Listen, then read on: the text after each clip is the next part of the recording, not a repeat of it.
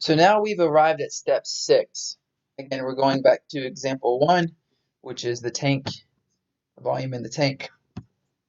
We want to rewrite the equation in terms of two variables if necessary.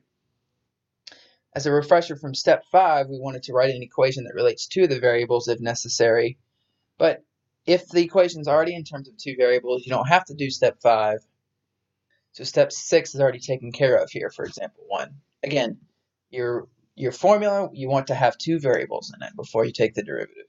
So we're good to go for example 1. This video will not take long. If you remember from the last video, we only used step 5 for example 3. So even for example 2, which has to do with the ladder sliding down the wall, we did not have to get it down into, we didn't have to eliminate one of the variables because there's already two variables.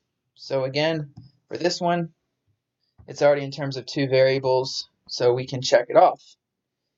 We have x squared plus h squared equals 25. However, for example 3, we did have a formula that had three variables in it. V equals 1/3 pi, which is not a variable, but r and h are, r squared h. So we have v, r, and h. We figured out in the last video that we could relate r and h using similar triangles, so r over h equals 4 over 10. So when we go to step 6, we would just use some simple substitution to eliminate r, since we're trying to figure out, the question is asking something about h, namely how fast the water level is rising. So here we go for step 6. Okay, if we're trying to eliminate r, we want to get r by itself, so we will cross multiply. We get 5r equals 2h. We will divide by 5, and we get r equals 2h over 5. So we will plug in 2h over 5 in for r. We will be squaring that, so we get 4h squared over 25. H squared times h is h cubed. And then 1 times 4 is 4, and 3 times 25 is 75. We will move 4 over 75 in front of pi.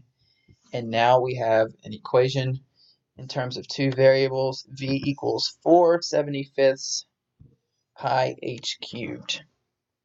What that really means is whatever the height of this water level is, okay, we will basically cube that and multiply it by 4/75 pi to get the volume of the water. So step 6 has been successful in rewriting the equation in terms of two variables.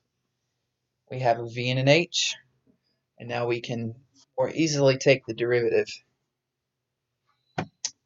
For example 4, we already had it in terms of two variables. Okay, we had V2, which is the volume in the coffee pot, is equal to 9 pi h2. In other words, whatever the height of this coffee level is, just multiply it by 9 pi, and that will give you the volume, total volume of the coffee in there. So for step 6, it's already done. It's in terms of two variables, v and h. So we can check that one off. That's it for this video, maybe the shortest we've done so far for this series of related rates and doing one step at a time. We have every single formula for the 4 examples in terms of two variables. So now we can move on. I will say this, we've basically done most of the hard work, actually, just like building a house. When you lay the foundation, that can be hard and grueling work, but that will set us up really well to easily solve the rest of these problems out. That's it for step 6. If you have any other questions about this, let me know.